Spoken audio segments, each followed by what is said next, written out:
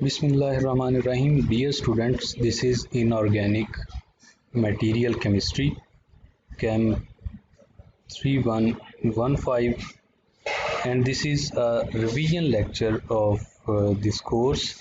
And the topic we are going to discuss is crystalline and amorphous solids. In this lecture, we will discuss some short questions about crystalline and amorphous solids. So instead of talking about the key concepts, we will talk about the short questions. So we will discuss define crystalline solids. The second question will be define amorphous solid. A third question is describe differences between crystalline and amorphous solids. And the last question will be what are uses of crystalline solids? So starting from the first question, define crystalline solids. What are crystalline solids? And what are amorphous solids? So let's talk in detail.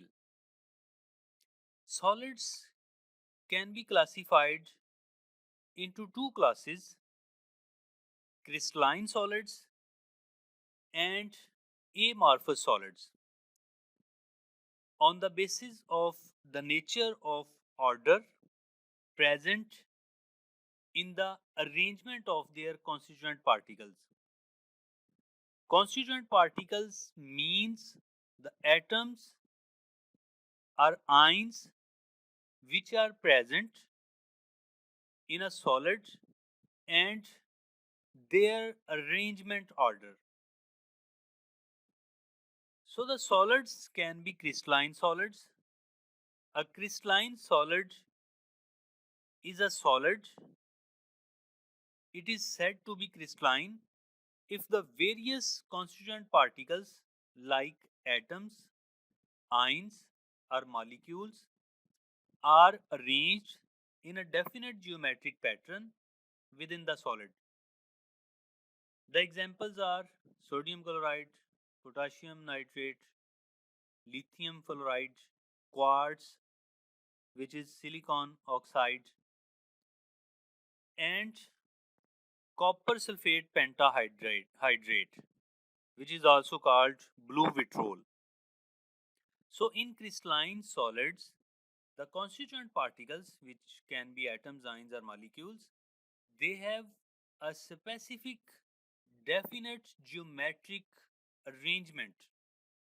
On the other hand, amorphous solid, a solid is said to be amorphous if the various constituent particles, which can be atoms, ions, or molecules, are not arranged in any regular fashion.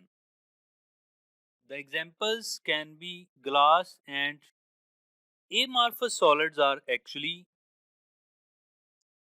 intermediate between liquids and solids.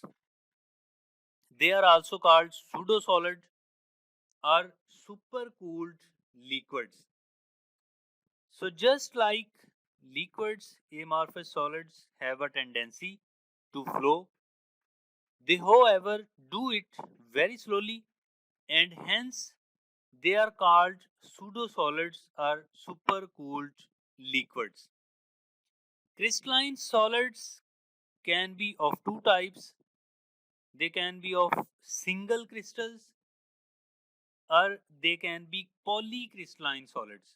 In single crystals, the solids are made up of definite shaped, large sized, amorphous single crystals, and the polycrystallines, these are the solids which have a large number of small crystals which are not enough in size to be characterized by single crystal X-rays diffraction analysis. Dear students, maybe you have seen the windows or doors of old buildings. in which the glass pans are fixed, and if you see the glass pans, they are slightly thicker at the bottom than at the top. This is because with the passage of time, the amorphous nature of the glass, it flows down very slowly and makes the bottom portion slightly thicker, and the top portion becomes a little thin as compared to the bottom portion. The next question is describe differences between crystalline and amorphous solid. So now we will discuss about differences between crystalline and amorphous solids. Now we will talk about differences between crystalline and amorphous solids. These differences will help you to understand more about crystalline and amorphous solids. Number one is the geometric shape.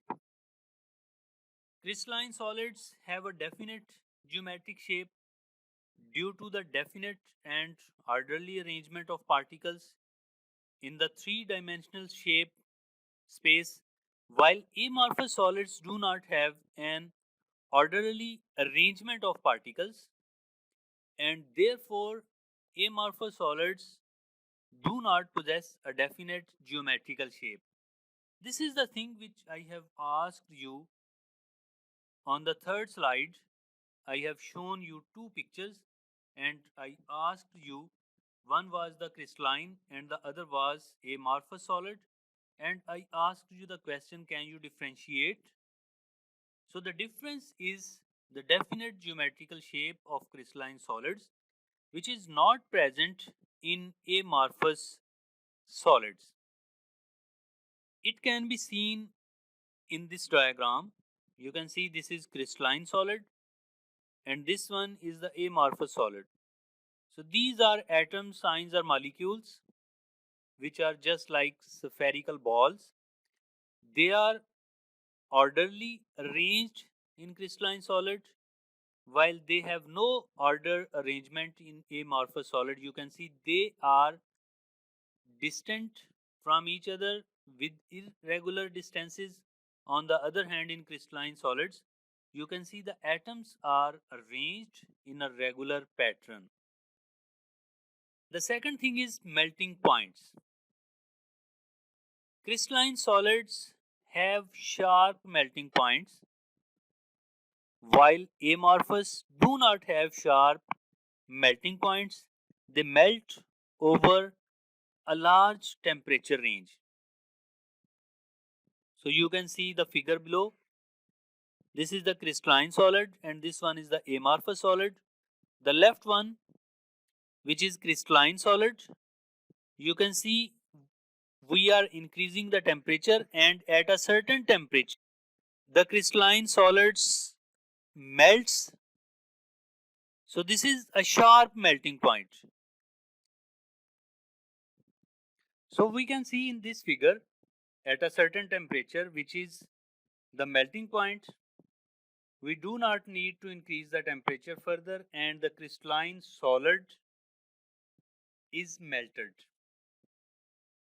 On the other hand, the amorphous solid, we need to increase the temperature and we do not have a sharp point where we can say the amorphous solid has been melted. So we need a large temperature range for amorphous solid to melt the amorphous solid. Next is the crystal symmetry. Crystalline solids have crystal symmetry, while amorphous solids do not have crystal symmetry. It can be seen from these two diagrams. These are the two pictures of silicon oxide.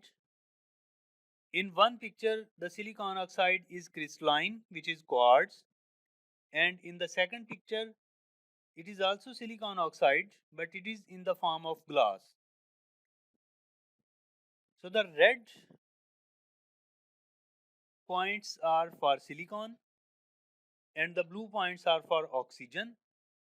In left picture, where the silicon oxide is in crystalline form, which is quartz, we can see a specific crystal symmetry of the silicon oxide, while on the right hand side, the glass, which is also silicon oxide, but it does not have a crystal symmetry, a regular symmetry. On the other side, it has irregular pattern. So this is a little difference between crystalline solids and amorphous solids. Next one is the behavior when cut. It is also called cleavage property. When crystalline solids are cut with a sharp edge tool, they split into two pieces and the newly generated surfaces are plain and smooth. While when amorphous solids are cut, they split into two pieces and the newly generated surfaces are irregular in shape. This is because in crystalline solids, the atoms have a regular pattern. So when we cut a crystalline solid with a sharp edge tool, it will cut the one layer of atoms and it will give us a plain surface, a smooth surface. While on the other hand, in amorphous solids, where there are no regular layers of atoms, so when we cut the amorphous solid, it will not give us smooth surface. On the other hand, we will get irregular shape. So this is a difference between cleavage property or cutting property of amorphous solids and crystalline solid. Next one is the properties versus direction of the material, direction of the solid. Crystalline solids possess anisotropic properties. Anisotropic means they have different properties along different directions. In other words, the magnitude of some of the physical properties of crystalline solids, for example, the refractive index, coefficient of thermal expansion, electrical and thermal conductivities, they are different in different directions within the crystal. So if we measure thermal conductivity, it will be different in one direction as compared to other direction. On the other hand, the amorphous solids, they have isotropic properties. In other words, the magnitude of physical properties are same in all directions. Because the atoms, molecules or ions, they do not have a regular ordered arrangement. So they are randomly arranged. So this is why the properties will be same in all directions. Next one is the heat of fusion. Crystalline solids have a definite heat of fusion. However, amorphous solids do not have definite heat of fusion. Here are two examples, just like two questions. So if we consider the previous properties which we have just discussed, all of the differences and different properties of crystalline and amorphous solids. Here are two examples, just like two questions. For example, which of the following is pseudo-solid? Potassium chloride, rubber, sodium chloride, barium chloride, dehydrate. So we know that potassium chloride, sodium chloride and barium chloride, they are, so potassium chloride, sodium chloride and barium chloride, they are crystalline solids. On the other hand, rubber is amorphous solid. And we know that amorphous solids are also called pseudo-solids. So the answer will be the B. Example number 2, which of the following statement is correct? Amorphous solids show anisotropic properties. It's wrong because we have just discussed amorphous solids. They have isotropic properties. Crystallines solids show anisotropic properties? Yes, true. We have just discussed that crystalline solids, they show anisotropic properties, which means that the physical properties are different along different directions. C is amorphous solids can be crystalline on slow heating. It's wrong. Amorphous solids cannot be crystalline. D, crystalline solids have definite shape and definite volume. Yes, it's true. Crystalline solids have definite shape and definite volume. So the B and the D, they are correct answers. It is just for a little exercise, the two examples and the two questions.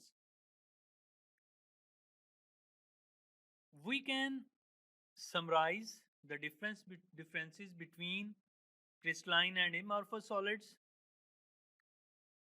In this table, you can see the differences between crystalline solids. Here is the characteristic. For example, melting point. Crystalline solids melt at fixed temperature. Amorphous solids melt steadily over large range of temperature. Arrangement of constituent particles is regular in crystalline solids. It is irregular in amorphous solids. If we talk about the shape of the crystalline solids is regular and they have definite shape.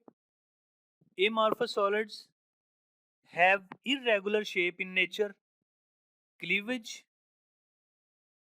When cut, crystalline solids, two smooth and plain surface pieces are obtained.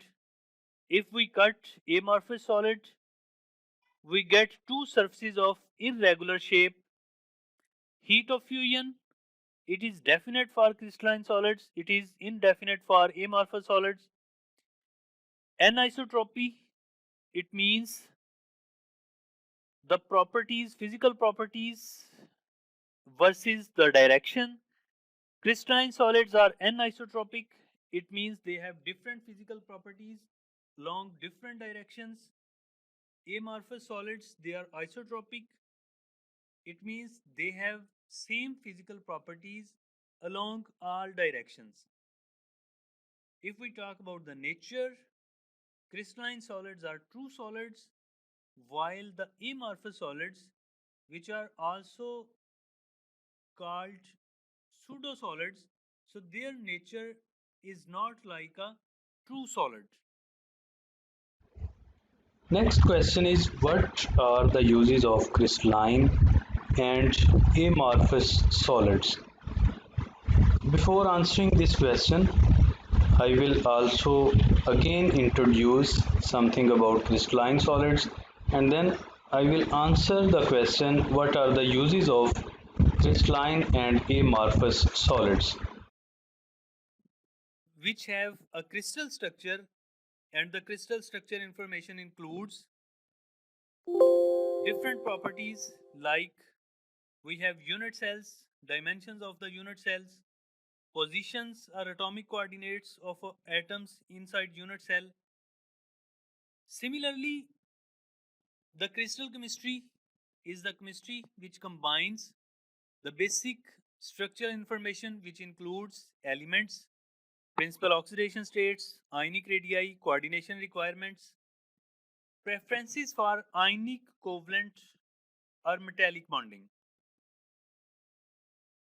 So these are different properties of crystalline solids, because every crystalline solid have a crystal structure.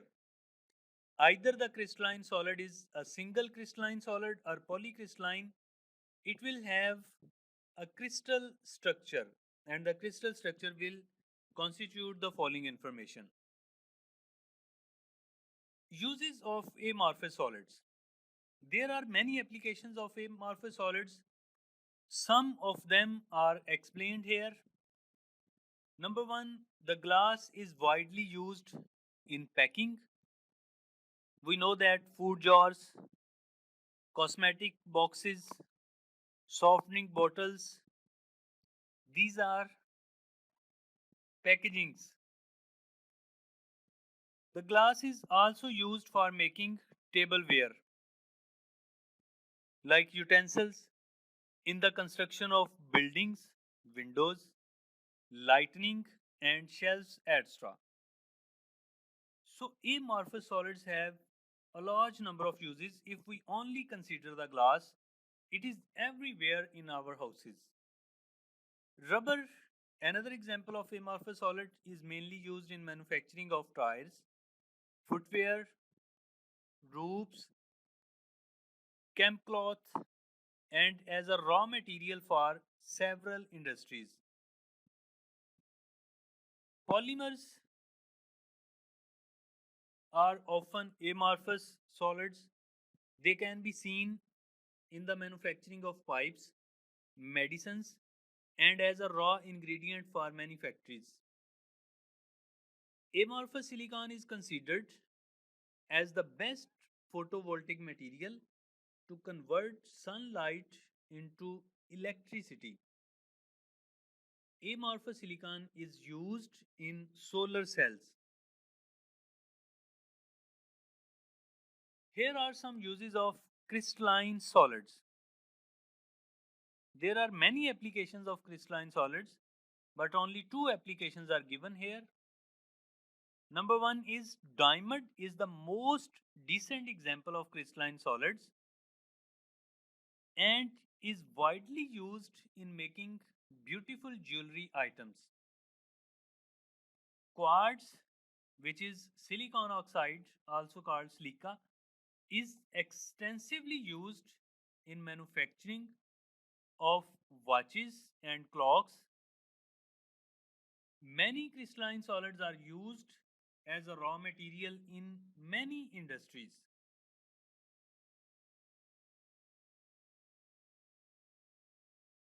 Here are some references for this lecture. I have already added these references in previous lecture. However, the number fourth is the new one. So the students can read this book, Solid State Chemistry and its application. Our students can search these links on internet and they can get more information about crystalline and amorphous solids. For more understanding about crystalline and amorphous solids, I have added a short video. Students can watch the video and they can get more understanding about crystalline and amorphous solids.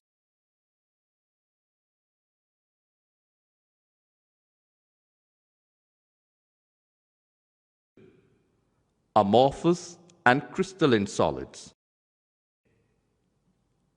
Two-dimensional structure of quartz. A crystalline solid consists of large number of small crystals having a definite geometrical shape. Crystals have long-range order which indicate the regular pattern of arrangement of particles which repeated over the entire crystal. Example, NaCl, sodium chloride. Quartz, containing infinite chain of SiO4 units, etc. Anisotropy in crystal. Crystalline solids have sharp melting point. These are anisotropic in nature, which means that some physical properties like refractive index, electrical resistance show different values in different directions because the arrangement of the particles is different in different directions. Two-dimensional structure of quartz glass. An amorphous solid. In Greek, amorphous means no form. Consists of particles with a regular shape.